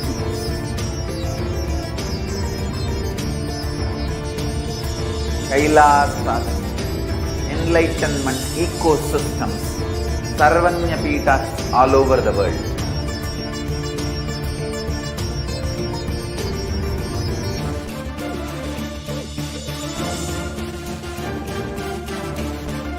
All powerful cognition, knowledge, only when you live, power manifestation and manifestation happens. It's a fundamental truth.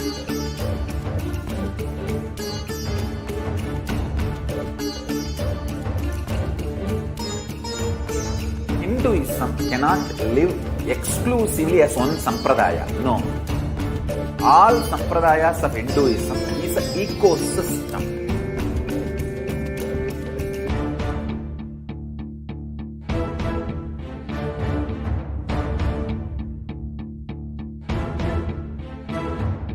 So don't keep quiet thinking that if one sampradaya is attacked, only that sampradaya is going to be affected. All of us are ecosystem.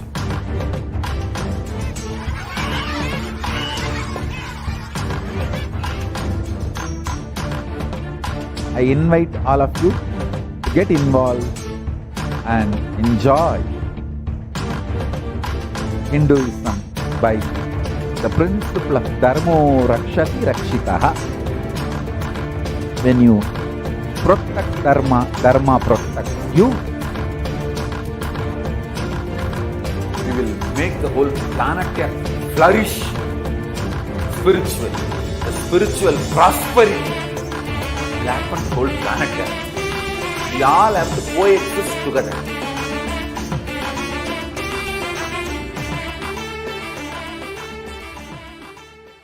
There are some great spiritual sciences unique to Hinduism. Subtle, otherworldly, but definitive sign. Manifesting the cosmic beings in Archavatara, deities in Nijavatara, living incarnations is possible. Understand? Kriyapada of Vedas and Agamas elaborately explain the whole science of making the cosmic beings manifest in Archavatara, deities and Nijavatara, living incarnations. Both. During the Bhava Samadhi Darshan, literally those cosmic beings manifest through this body. Just like how they manifest in Archavatara, deity, they manifest in Nijavatara, Pratyakshavatara, and give you all the boons, bless you. You see, each God is an independent intelligence to lead you to enlightenment. Each God is a bridge for you to achieve the Shivatva, the ultimate Shiva consciousness. Krishna is the bridge for you to achieve the Krishna consciousness. But Shiva consciousness, Krishna consciousness, all consciousness is one and the same. Ultimate consciousness only. So that energy itself completely expresses. Just like Radhika, when I see my own sweetness in the mirror, I become eager to taste it. I find that the only way to relish this sweetness is through the constitution of Sri Radhika. Bhava Samadhi Darshan is a window to the infinite expanse of consciousness, allowing us to glimpse the formless in a way that we can understand. It cleanses the karmas of lifetimes. It awakens our biomemory to the space of Paramashiva, the ultimate consciousness, and creates a deep and lasting transformation in us.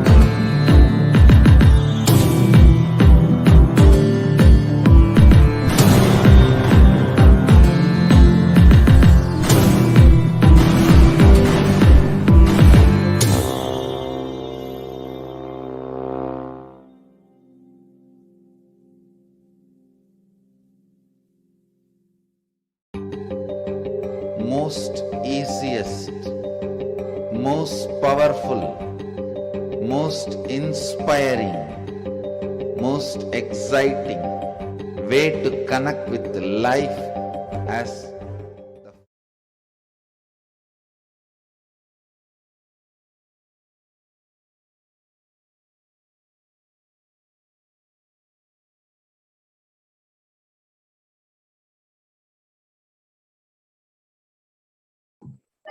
Nithyanandam.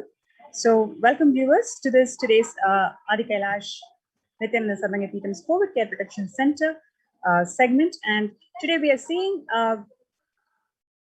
amidst COVID, we need to enhance the international coordination to build the peace. Tackling the pandemic and building resilience in fragile states require concerted international action at local, national, and global levels.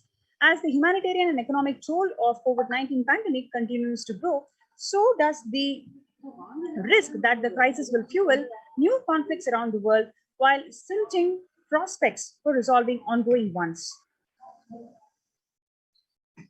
For the first time since 1945, the entire world is confronted by a common threat, regardless of national, ethnicity, or faith. A new social contract between people, governments, the private sector, civil society, and more of inequality with fair taxation on income and wealth and universal benefits and opportunities for all. Now let us look into the supreme contributions of Supreme Pontiff of Hinduism. Vedic tradition beautifully describes Yastu Sarvani Bhutani Atmanyano Pashyati, which means the global peace is nothing but a product of individual peace. Whenever an individual goes through spiritual bliss, he manifests a beautiful, peaceful life for him and everyone around him. If he is powerful enough, he moves the whole city and manifests peace. He is more powerful, he moves the whole village or if not whole, it's the whole country itself. If he is powerful enough like incarnations, he moves the whole world and manifests peace for them. The individual's bliss is a source of global peace in the level of Om, the microscopic and macroscopic. Whatever level it may understand, whatever level it may be, it's the global peace, which is the byproduct of individual peace. Now let us see how the global peace can be achieved simply by aligning our inner spaces to be in a space of Shanti.